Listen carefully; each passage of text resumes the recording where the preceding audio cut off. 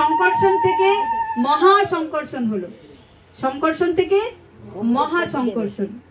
এই মহাসংকর্ষণ নারায়ণ রূপে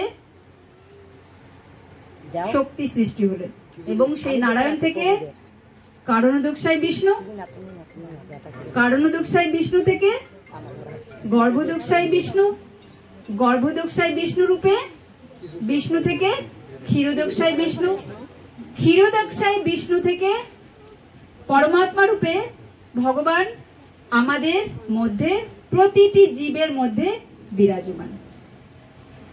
আজকে এই যে সৃষ্টি, তাহলে এই যে সৃষ্টির মূল তত্ত্ব কোথায় রয়েছে, কোথা থেকে এসছে? বলরাম থেকে। তাহলে এই সৃষ্টির প্রথম তত্ত্ব কোথা থেকে এসছে? বলরাম থেকে।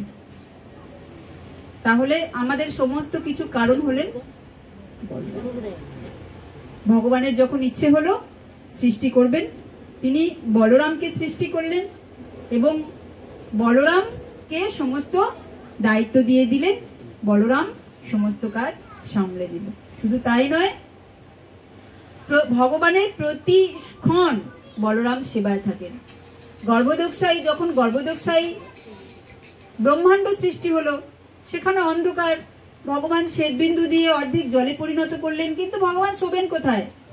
শেষ অনন্ত নাগ রূপে বলরাম নিজেকে বিস্তার করলেন, ভগবান তার মধ্যে শয়ন করছে। আমাদের এই পৃথিবী কে ধারণ করে আছে? শেষ নাগ রূপে বলরাম পৃথিবীকে ধারণ করে আছে। তাহলে সমস্ত কিছুর মূল কারণ হচ্ছে বলরাম। বলরাম আমরা দেখি ভগবানকে আমরা 5টা রূপে সেবা করতে পারি। পাঁচটা সম্পর্কে থেকে আমরা ভগবানকে সেবা করতে পারি। কি কি? প্রথম হচ্ছে শান্ত, শান্ত। দ্বিতীয় সখ্য, মানে ভগবানের সঙ্গে বন্ধু, যেমন অর্জুনের সঙ্গে সম্পর্ক। দাস্য, অর্থাৎ ভগবানের দাস রূপে সেবা করা যায়, যেমনি হনুমান।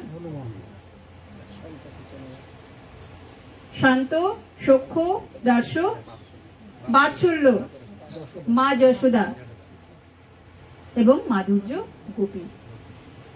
এই 5টা ভাবে ভগবানকে সেবা করা যায়। কিন্তু বলরাম এক এমনই তত্ত্ব, যিনি এই 5টা রূপে ভগবানকে সেবা করেন।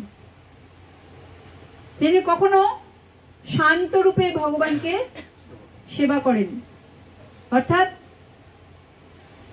আমরা যে এই খোল করতাল বাজাচ্ছি না, এগুলো বলরামের অবতার।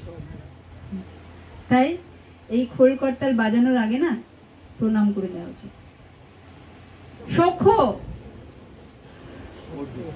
ভগবান বলরাম ভগবানের সাথে বন্ধু রূপে লীলা করতেন, সবসময় ভগবানকে চোখে চোখে রাখতেন, প্রোটেক্ট করতেন।